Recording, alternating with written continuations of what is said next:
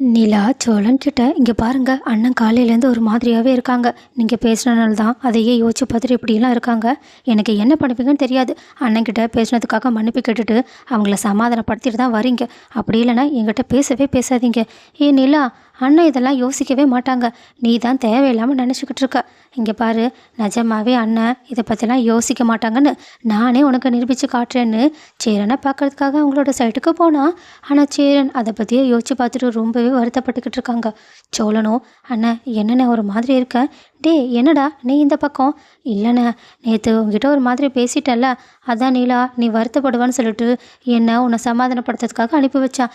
நீயே சொல்லுண்ணே, உனக்கு நான் பேசினதில் எந்த ஒரு வருத்தமும் இல்லைல்ல? சேச்சே, நான் இதுக்காகட வருத்தப்பட போகிறேன். நீயும் உண்மையை தானே சொன்ன. நான் எல்லாருக்கிட்டையுமே ஏமாந்துக்கிட்டே இருக்கேன். பண விஷயத்தில் நான் ஒரு முட்டாளாக தானே இருக்கேன். ஆனால் நிலா அப்படியா? ரொம்ப புத்திசாலியான பொண்ணு, தன்னோட உழைப்பால் ரொம்ப மேலே வரப்போகிற பொண்ணு. ஆனால் நானா பாரு, கூலி வேலை செய்கிற மாதிரி இந்த மாதிரி 4 ஆளுங்களை வச்சு வேலை செஞ்சுக்கிட்டு இருக்கேன். நான் உண்மையாகவே ரொம்ப மட்டமான ஆள் தான்டா. அண்ணா, என்னண்ணே இப்படியெல்லாம் பேசிக்கிட்டு இருக்க?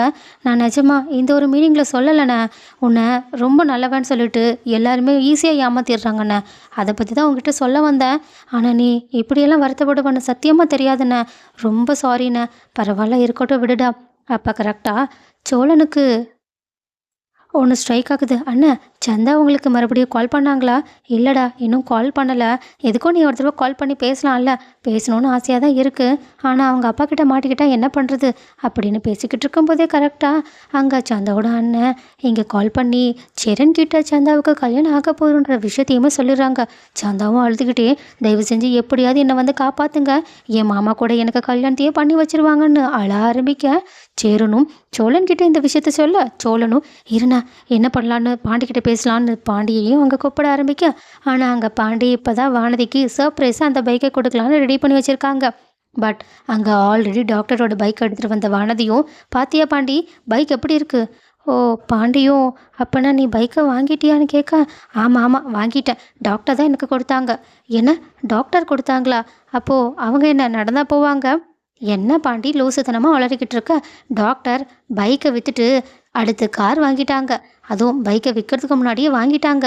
பைக்கை விற்க சொல்லி பேசிக்கிட்டு இருந்தாங்க. அப்போ தான் நான் ஏற்கனவே டாக்டர்கிட்ட நானும் ஒரு வண்டி பார்த்துக்கிட்டு இருக்கேன்னு சொல்ல விஷயம் அவங்களுக்கு ஞாபகம் வந்திருக்கு. அதனால் எனக்கு இந்த வண்டியை அவங்களே கொடுத்துட்டாங்க. இன்னும் பணம் கூட வாங்கல தெரியுமா? நீங்கள் ஓட்டி பாருங்கள், உங்களுக்கு எவ்வளோ கொடுக்கணும்னு தோணுதோ அவ்வளோ கொடுங்கன்னு சொல்லியிருக்காங்க.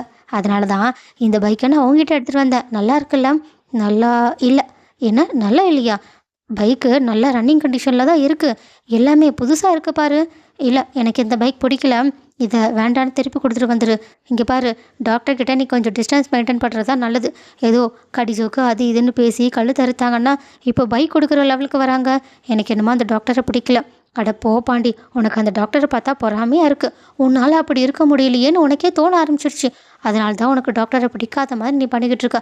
ஆனால் எனக்கு டாக்டர் ரொம்ப பிடிச்சிருக்கு. பாரு, எனக்காக பைக்லாம் கொடுத்துருக்காங்க.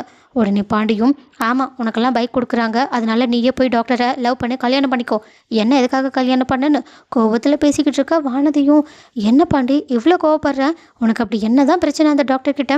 எனக்கு அந்த டாக்டரை பிடிக்கல அவ்வளோதான் சொல்லிக்கிட்டு இருக்கும்போதே சோழன் அப்போ தான் கரெக்டாக சந்தாவோட கல்யாண விஷயத்தை பற்றி பேசுகிறதுக்காக பாண்டிக்கு கால் பண்ணி சொல்லியிருக்காங்க.